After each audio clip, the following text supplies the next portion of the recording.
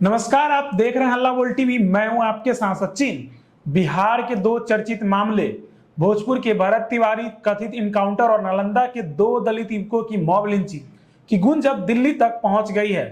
केंद्रीय मंत्री और लोक जनशक्ति पार्टी रामविलास के राष्ट्रीय अध्यक्ष चिराग पासवान ने आज केंद्रीय मंत्री अमित शाह से मुलाकात कर दोनों मामले की जानकारी दी और निष्पक्ष जांच की मांग की। चिराग पासवान ने कार्यालय की ओर से जारी जानकारी अनुसार नई दिल्ली में हुई इस मुलाकात के दौरान उन्होंने राजगीर के पासवान समाज के दो युवकों की हत्या और भोजपुर के शाहपुर जगदीशपुर क्षेत्र से जुड़े भरत तिवारी एनकाउंटर मामले पर विस्तार से चर्चा की। चिराग पासवान ने गृह मंत्री से आग्रह किया कि दोनों मामले की निष्पक्ष जांच सुनिश्चित की जाए और पीड़ित परिवारों को जल्द न्याय दिलाया जाए। उन्होंने कानून के शासन और न्यायिक प्रक्रिया पर भरोसा बनाए रखने की आवश्यकता पर भी जोर दिया।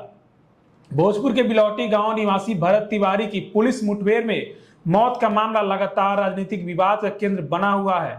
विपक्ष से लेकर सत्ता पक्ष के कुछ नेताओं तक ने इस घटना को लेकर सवाल उठाए हैं। हालांकि एनडीए के कई नेता सरकार का बचाव कर रहे हैं, लेकिन पुलिस कार्रवाई और मुठभेड़ की परिस्थितियों को लेकर बहस जारी है। चूंकि गृह विभाग का जिम्मा मुख्यमंत्री सम्राट चौधरी के पास है, इसलिए विपक्ष लगातार सरकार के निशाने पर ले रहा है। बिहार सरकार के मंत्री अशोक चौधरी ने भी इस मामले को लेकर सवाल खड़े किए थे।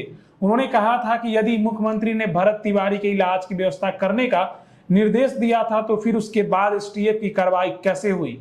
उनके इस बयान के बाद मामला और अधिक चर्चा में आ गया। वही नेता प्रतिपक्ष तेजस्वी यादव लगातार इस मुद्दे पर सरकार को घेर रहे हैं। उन्होंने जगदीशपुर के तत्कालीन एसडीपीओ राजेश कुमार शर्मा को नई जिम्मेदारी देने पर सवाल उठाते हुए सरकार पर लीपापोती का आरोप लगाया।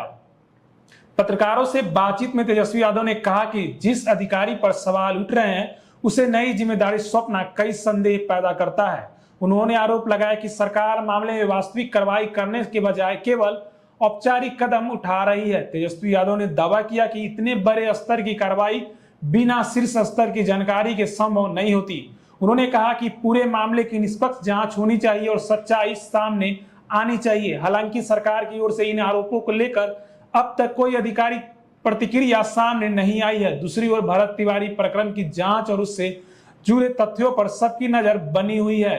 चिराग पासवान द्वारा अमित शाह से मुलाकात के बाद यह स्पष्ट हो गया है कि भरत तिवारी एनकाउंटर और नालंदा मॉब लिंचिंग अब केवल बिहार की राजनीति तक सीमित नहीं रही। दोनों मामले ने राष्ट्रीय स्तर पर भी ध्यान आकर्षित किया है। अब यह देखना होगा कि महत्वपूर्ण बात होगा इसमें जांच एजेंसी आगे क्या कदम उठाती है। क्या पीड़ित परिवारों को निष्पक्ष जांच और न्याय का भरोसा मिल पाता है। फिलहाल इन दोनों घटनाओं ने बिहार की राजनीति और प्रशासनिक व्यवस्था को कटघरे में खड़ा कर दिया है।